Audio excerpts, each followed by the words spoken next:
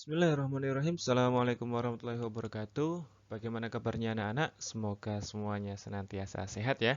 Alhamdulillah pada pekan ini kita mendapatkan giliran untuk melaksanakan pembelajaran tatap muka setelah sebelumnya kita mungkin cukup lama melaksanakan PJJ dan di PTM sebelumnya juga belum sempat bisa pembelajaran tatap muka dengan saya seperti itu. Nah, maka pada kesempatan kali ini mari kita manfaatkan semaksimal mungkin waktu kita untuk pembelajaran seperti itu agar semakin paham dan semakin berkembang kita, semakin dewasa kita seperti itu. Nah, pada kesempatan kali ini kita akan membahas tentang rumus perkalian, penjumlahan dan pengurangan sinus dan kosinus ya. Seperti apa? Kita lanjutkan.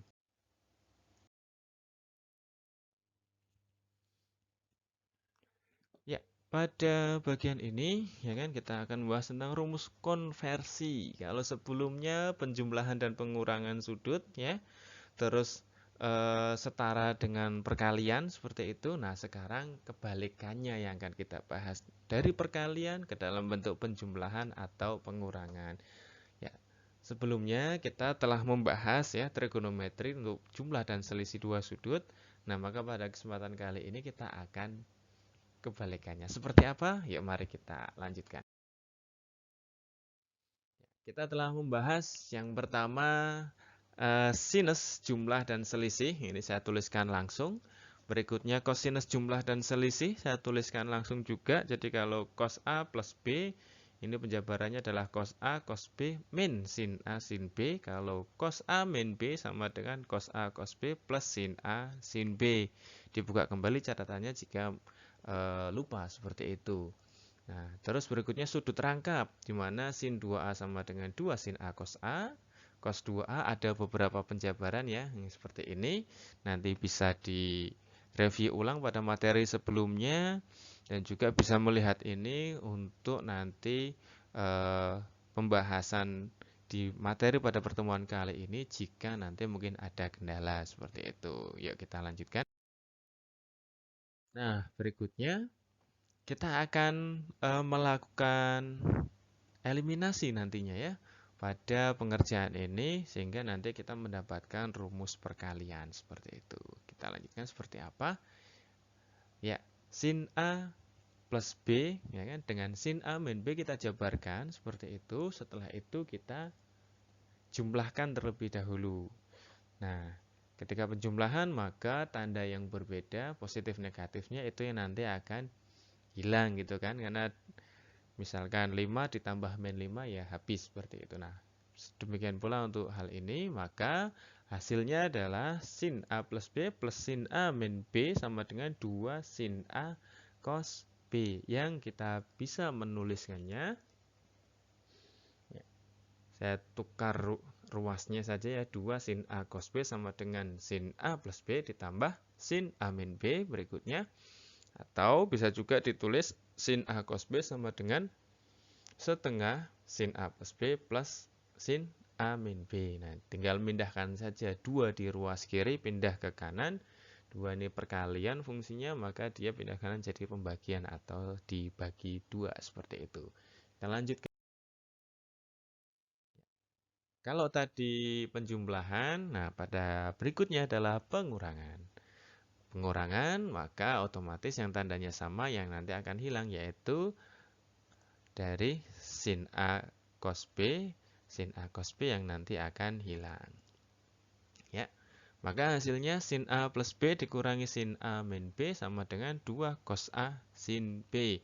Yang bisa kita tulis sama seperti tadi, 2 cos A sin B sama dengan sin penjumlahan dikurangi sin pengurangan. Atau bisa juga ditulis cos A kali sin B sama dengan setengah dari sin penjumlahan kali sin pengurangan. Kita lanjutkan ya. Nah, tadi sinus, sekarang kosinus.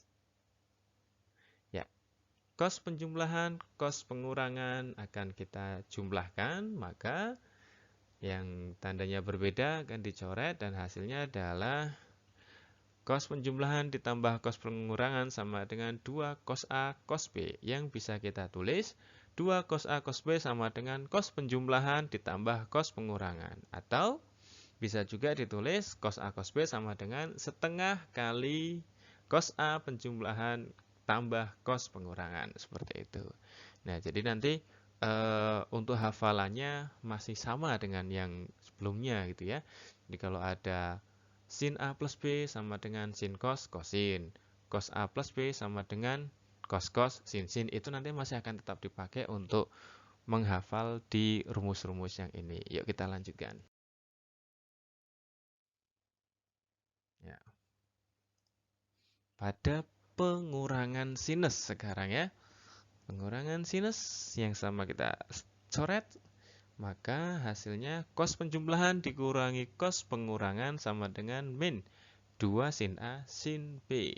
Yang bisa kita tulis min 2 sin A sin B sama dengan cos penjumlahan dikurangi cos pengurangan, atau bisa juga ditulis sin A sin B sama dengan min setengah kurung buka cos A cos penjumlahan dikurangi cos pengurangan. Seperti itu. Nah, itu rumus-rumusnya ya. Jadi pada kesempatan kali ini berlaku keterbalikan dari materi sebelumnya seperti itu, tetapi nanti proses menghafalnya masih sama ya.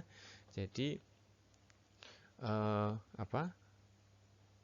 penjumlahan kosinus nanti penjabarannya apa, pengurangan kosinus penjabarannya apa, yang penjumlahan sinus apa, pengurangan sinus apa, lah itu nanti urutannya akan tetap dipakai untuk rumus-rumus di bagian ini seperti itu. Nah, berikutnya untuk menambah pemahaman kita, mari kita lanjutkan ke latihan soal. Ya, ada 4 soal di sini. Yang pertama dan yang kedua itu merubah bentuknya dari perkalian ke bentuk penjumlahan atau pengurangan. Yang bagian 3 dan 4 itu menghitung nilai eksak dari perkalian kosin dan perkalian sin seperti itu. Nah, kita bahas lanjutannya. Nyatakan bentuk perkalian berikut sebagai penjumlahan atau pengurangan ya. Nah, di sini 4 cos 2x cos 3x. Nah, cos berarti nanti dia adalah penjumlahan kosinus seperti itu. Nah, seperti apa kita lanjut. Kalau belum hafal nanti bisa dibuka slide sebelumnya agar kita bisa lebih paham gitu ya. Nah, kenapa duanya ada 2? Karena di situ saya gunakan 4-nya saya pecah menjadi 2 kali 2 dan 2 yang belakang itu saya gabungkan dengan trigonometrinya agar nanti sesuai dengan rumus ya. Tadi cos adalah cos penjumlahan ditambah cos pengurangan, maka penjabarannya adalah 2 kali cos penjumlahan, ya kan, 2x dan 3x dijumlahkan ditambah cos pengurangan, yaitu 2x dan 3x-nya dikurangkan. Berikutnya tinggal kita hitung, sangat mudah sekali. 2x tambah 3x, 2x dikurangi 3x, maka menjadi 2 kurung buka cos 5x ditambah cos negatif x. Cos negatif x itu sama dengan cos x, maka kalau kita buka juga kurung sikunya menjadi 2 cos 5x ditambah 2 cos x. Selesai ya. Jadi pada bagian yang pertama masih sangat mudah seperti itu. Tinggal kita mereview kembali urutan-urutan penjabarannya dari yang pertama sampai yang ini. Kalau kita sudah hafal nanti insya Allah akan sangat membantu kita, sangat mudah sekali. Kita lanjutkan ke soal nomor 2. Soal nomor 2 adalah 3 sin 4x sin 6x. Sin perkalian sin. Maka dia dijabarkan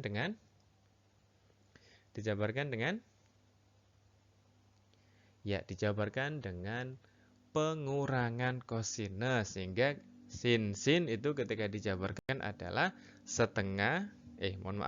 negatif setengah kurung buka cos penjumlahan dikurangi cos pengurangan, seperti itu. Ya, seperti ini ya. Jadi di sini ada perduanya karena memang rumusnya tadi min setengah itu ya. Nanti dibuka lagi kalau misalkan belum hafal. Cos penjumlahan 4 ditambah 6 dikurangi cos pengurangan 4 dikurangi 6 ya. Maka kita tinggal menghitung mudah sekali. Min 3 per 2, ya 10 dikurangi cos negatif 2x. Dan sekali lagi, kita ketemu dengan cos negatif ya. Cos negatif ini, maka nilainya dia sama dengan cos positifnya, maka otomatis dia posisinya menjadi cos 2x saja. Nah, ini kok kenapa menjadi positif? Karena dia di sini dikalikan dengan negatif dari luar tanda kurung gitu kan. Seperti itu. Oke, kita lanjutkan ke soal nomor 3.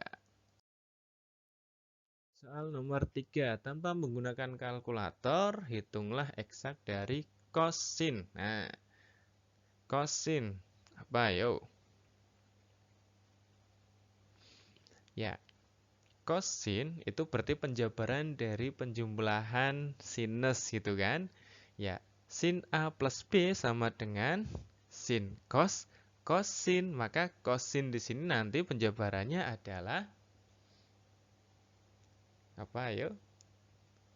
Setengah kali setengah kurung buka sin jumlah dikurangi sin selisih. Ya kan? Oke.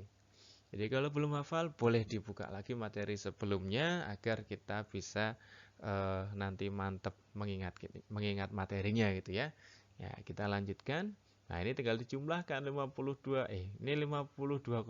Mohon maaf saya salah tulis, nanti bisa diperbaiki. Ini tinggal dijumlahkan ya kan. Maka kita ketemu setengah kurang buka sin 60 kurangi sin 45. Ya mudah sekali, sin 60 nilainya adalah berapa? Setengah akar 3. Oke. Berikutnya sin 45 setengah akar 2.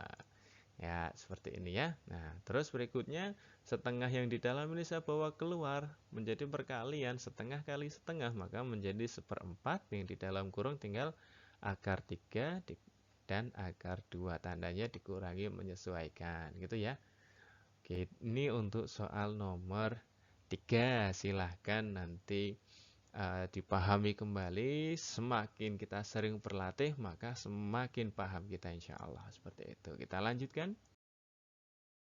Soal nomor 4. Nah, sin berarti apa? Yo, sin. Ya, betul sekali. Sin itu berarti adalah pengurangan kosinus. Seperti nanti cos jumlah dikurangi cos selisih. Seperti itu. Kita lanjutkan. Ya, penyebarannya seperti itu ya. Kita lanjutkan. Nah, ini tinggal jumlahkan saja. Ya, negatif kurang buka cos 225 kurangi cos 30. Oh ya, mungkin ada yang bertanya, ini duanya hilang kemana? Duanya hilang bersamaan dengan dikali setengah tadi. Ya, nanti bisa ditambahkan ya.